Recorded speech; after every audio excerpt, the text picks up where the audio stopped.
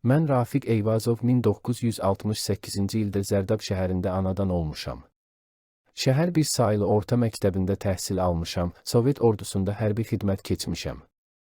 1992-ci ilin may ayında Zərdablılardan ibarət könüllü dəstə yaratdıq və Qarabağa, torpaqlarımızın azadlığı uğrunda döyüşməyə yollandıq. Dəstəmiz 708 sayılı hərbi hissənin tərkibinə daxil edilmişdir. Hərbi hissənin avtomatçısı olaraq Ağdam rayonunda döyüşlərdə iştirak etdim. Sırxavənd kəndi 92-ci ilin may ayında ermənilər tərəfindən işğal olunmuşdur. Ordumuz kəndi azad etmək üçün əməliyyat hazırlamışdır və iyun ayının 3-də Sırxavəndi azad etdik. Ermənilər kəndi geri qaytarmaq üçün əks hücuma keçdilər.